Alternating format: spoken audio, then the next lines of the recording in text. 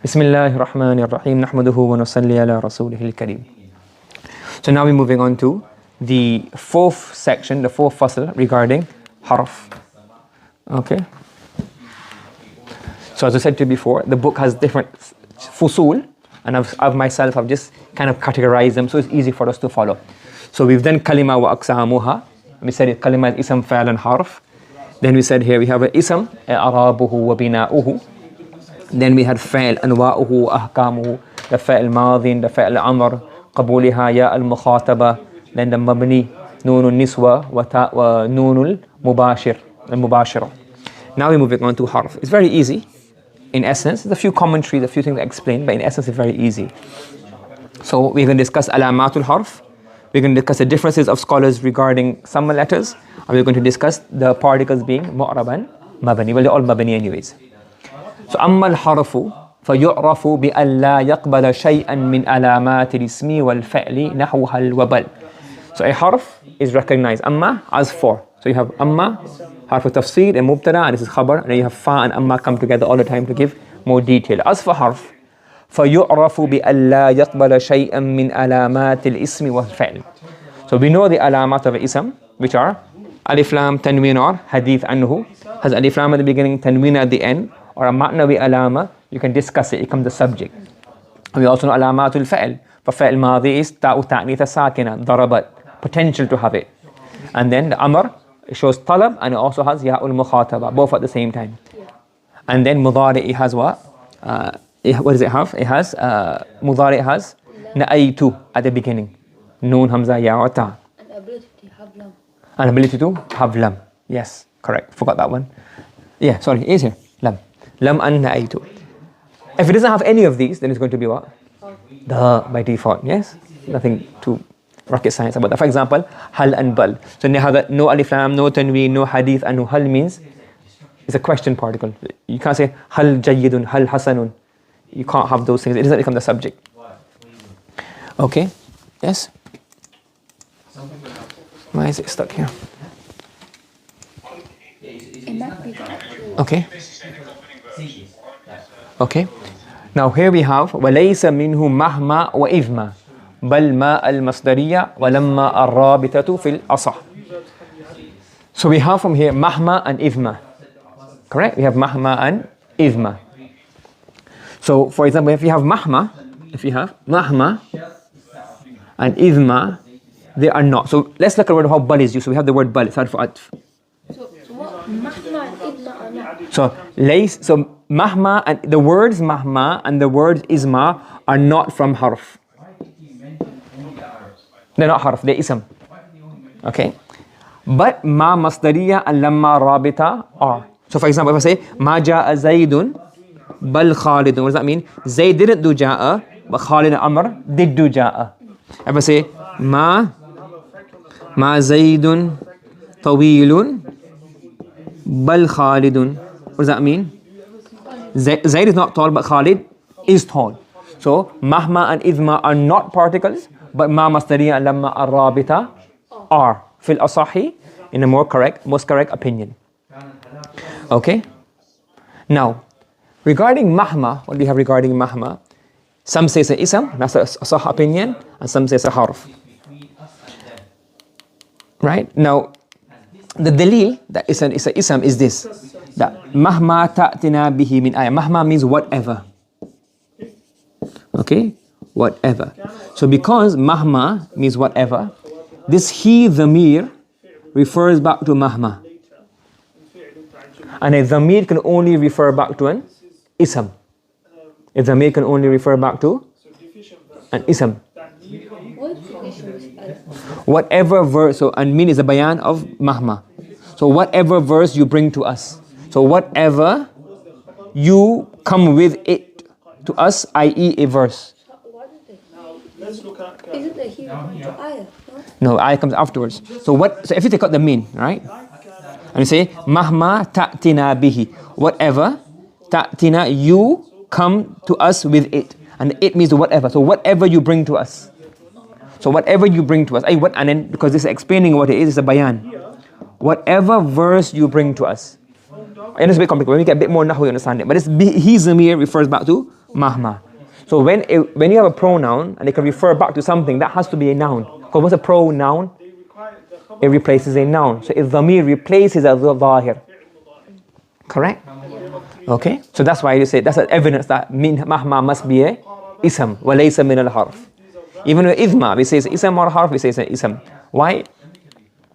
We say idma is like, some say it's like in, but we say no, it's not like in, it's like rather like mata.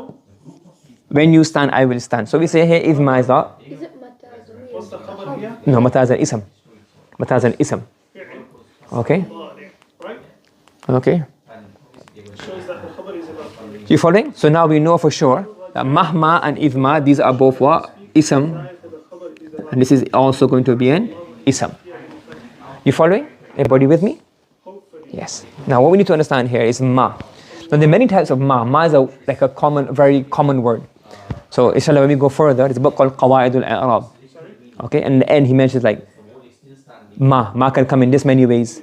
Lam can come in this many ways. So ma is probably the most commonly used word. But let's mention a few of them that we have done before. One is mawsula. What does mawsula mean? It's like basically it represents a thing.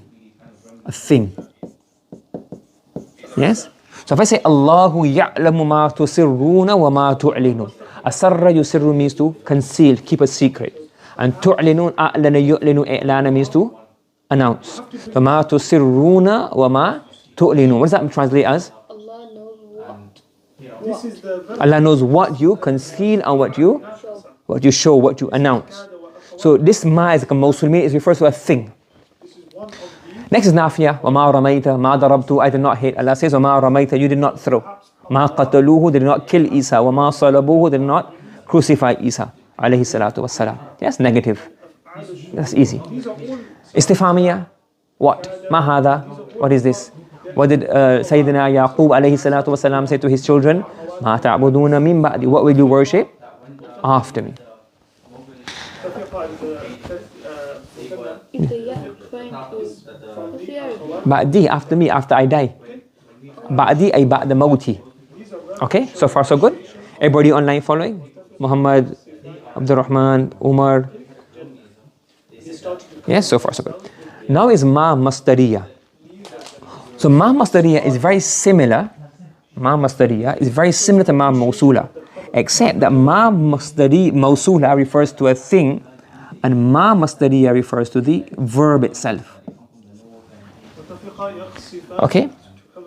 Yes, it refers to the verb. It's like the masdar, ma masdariya, it's like the masdar. So for example, let's say for example, I say for example, if I say uhibbu, I love. Uhibbu ijtihadaka. Uhibbu ijtihadaka. What does that mean? Uhibbu ijtihadaka. Ijtihada yajtahidu ijtihadan means to work hard, strive, yes. So uhibbu ijtihadaka.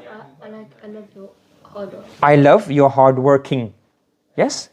But if we say uhibbu ma tajtahidu. Uhibbu ma tajtahidu. What does that mean? I love the fact that you work hard. Basically, well, these two mean the same thing. The same way the masdar has the same meaning. If you say ma tajtahidu, what does this mean? It means the same thing. Yes? So these two look very similar. You can tell from the meaning. And sometimes it can be both options. Do you understand? So if you have a ma masdariya, it comes a lot in the Quran. Okay, and I'll put a link to the video, another video that explained it. So for example, if I say bima rahubat, so what happens? There were a few Sahaba and they were going through very difficult times. So Allah said, ضاقت عليهم الأرض. ضاق يضيق, ضيق become narrow, strained, constrained. So Allah is saying, ضاقت عليكم الأرض. The earth became very what? Constrained, like, don't know where to go, don't know what to do. Like everywhere you turn, it's like, nobody likes me, nobody's my friend, everybody's gone against me. So ضاقت عليكم الأرض. Bima, bi, here means despite. And ma rahubat. Rahubat means to be wide. So rahubat, vast. And the he zamir refers to what? The ard. So what does this mean? Bima rahubat. Does it mean that the earth became narrow and constrained upon you despite what it became vast, or do you mean despite its vastness? Despite it being vast. It being vast. So this is what ma mawsula, ma masdariya?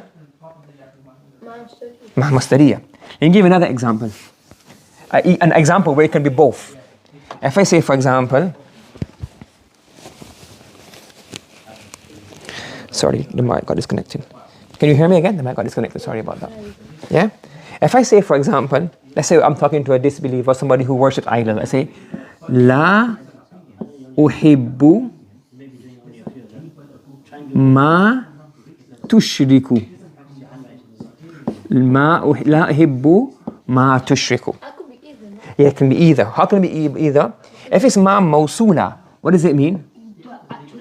Exactly, very good. La uhibbu ma tushriku. I do not like ma, what you ascribe as partners, meaning, what does it refer to?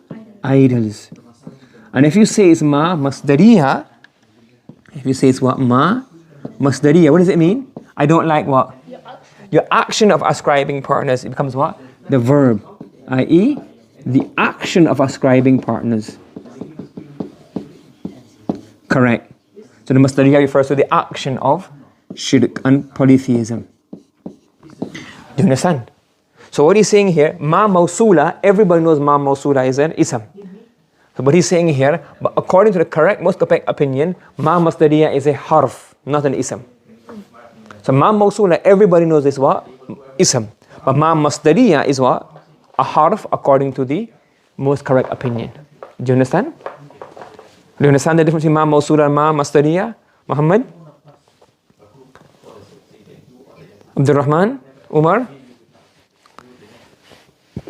Ji? Okay. Okay. Now lamma. Now he's saying here we have two types of lamma. One lamma is nafiya. And this lamma means not yet. That's why you have two types. So you have to label it. For example, I don't say, oh, Abdullah al-Kabir, because only one Abdullah in class. If there's two Abdul Rahman, say Abdul Rahman al-Saghir, Abdul Rahman al-Kabir, so we know who we're talking about.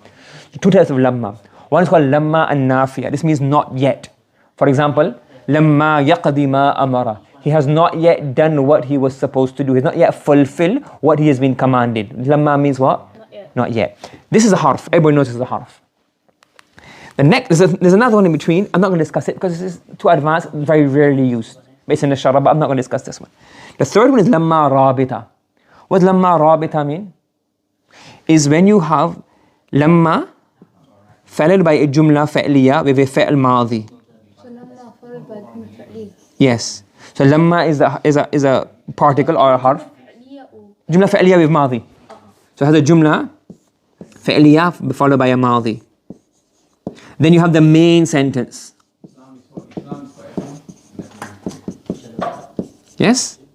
And then this becomes this there's a maf'ul fi almost. This becomes what? Maf'ul fi. So this lamma, rabata yarbitu rabtan, to join, to connect. This lamma connects this sentence with this sentence. So what's it called? Lamma ar-rabita. It's almost like a shart, zarf, lamma zarfiyya, lamma, some even call it lamma al-hiniyya. When? Some even call it lamma al-hiniyya. The lamma for time, al-lamma al-hiniyya. Do you understand? Lamma al-hiniyya, lamma for time. So when it came to them, sorry, I got it wrong. I didn't try to keep wrong, sorry. Ma'arafu is here, that's a maf'ul bihi, my mistake. I wasn't concentrating. Yeah, that goes here. So when this happened, lamma ja'ahum ma'arafu kafaru bi. When that which they know came to them, they disbelieve in it. So this lamma is allowing this to become the maf'ul fi and join with this. So it's called lamma ar-rabita. So lamma ar-rabita becomes what? Maf'ulun fi. Or this whole sentence. There's difference in Arab. We do it as a ism in our tarkib book. We do it as a ism. It's easier that way. But the more correct, according to Ibn Hisham, is a harf. But we do it as ism in our book. But harf is better. But it's easier to do as a ism. So it's called lamma ar-rabita. Why is all this taking all the time? Okay. That's why you have lamma. Is it harf or ism? The most correct opinion is that it's an ism. And the last part is وَجَمِيعُ الْحُرُوفِ مَبْنِيَّةٌ. All particles are what? Mabni. Understood? Yes? سبحانك اللهم وبحمدك ونشهد أن لا إله إلا أنت ونستغفرك ونتوب إليك.